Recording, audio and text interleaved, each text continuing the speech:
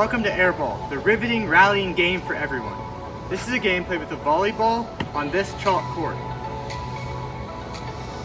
Here's a diagram.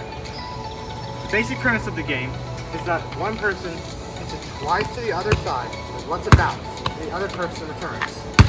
Like that. Alright, so airball, you always have to hit the ball twice across the other side. Not once, but that's the other point, or more than twice. Always twice. If the ball can go a few places, it can go anywhere on the court as long as you hit it up. And you always have to hit it twice. If it goes out of the court, that is the other opponent's point. And if it hits the line, you redo the point. Like so.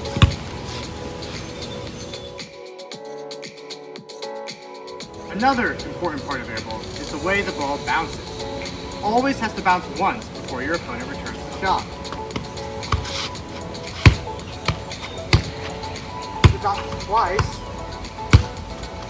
or more times, that's my point, because he failed to return it on the first bounce. In the same way, if it bounces no times,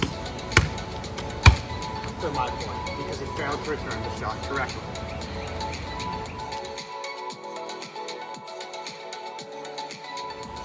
Now, to start an airball point, you always have to start with a serve. The player who won the previous point will serve, starting in the A box. And what will happen is, if they win another point in a row, they'll go to the B box, and then the C box, and so on until they lose in a loop. If they fail to do this correctly, it's the other person's point. So, on a serve, you always have to keep your feet planted and hit the ball up without significantly crouching or leaning or sitting down. For example, this would be a good serve. Whereas this would be a poor serve,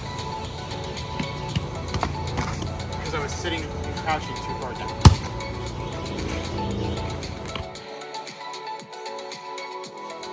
The next part of airball is spiking.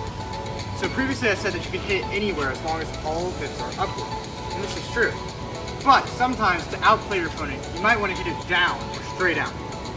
So you can do this only in a few scenarios. If you're hitting it directly to the box in front of you, like this, you're hitting it with the full motion of your arm below your shoulder, like this,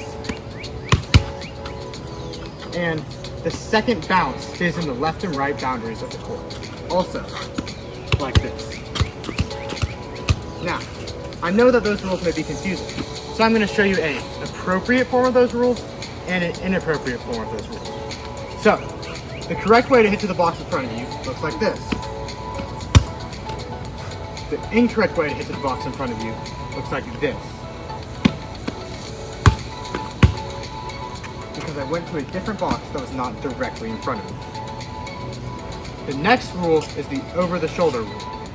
You can correctly hit it down as long as your hand stays below your shoulder, which would look like this. You can also, the incorrect way to do this is to hit it above your shoulder, like this. That would be the opponent's point. And the third rule, the one that's most often misunderstood, is the second bounce rule. Your second bounce has to stay within the left and right boundaries of the court. So a correct way to do this would look like this. 1, 2, and both stay within the left and right boundaries. However, you can also bounce it in an improper way, where the second bounce goes out of the boundaries of the court, like this. And that would be the opponent's point. Now, to be clear, the boundaries of the court there you can hit it in the second bounce is not the box in front of you. It's the whole court. So this, sorry, my apologies. Didn't do that one. This is still a legal spike, even though the second bounce was in the other box. There are a few rules left to the game of airball, and these are kind of general rules, so I didn't put them in any of the categories.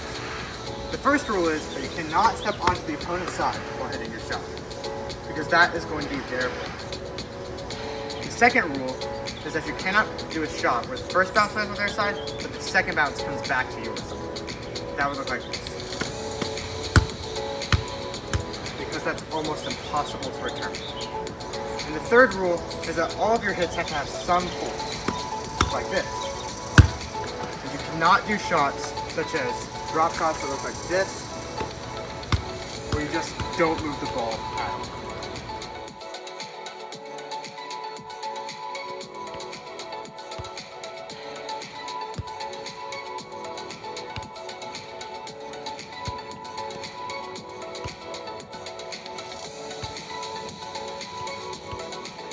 In this point, I hit the ball downwards, not to the box directly in front of me, which gave my dad the point, so he went to the champion's side and served from box A.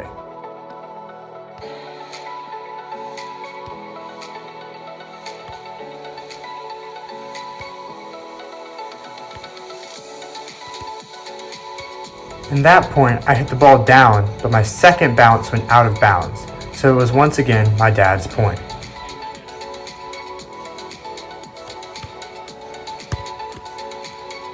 In this point, my dad was supposed to serve from box B, but he messed up and served from C, so it was my point.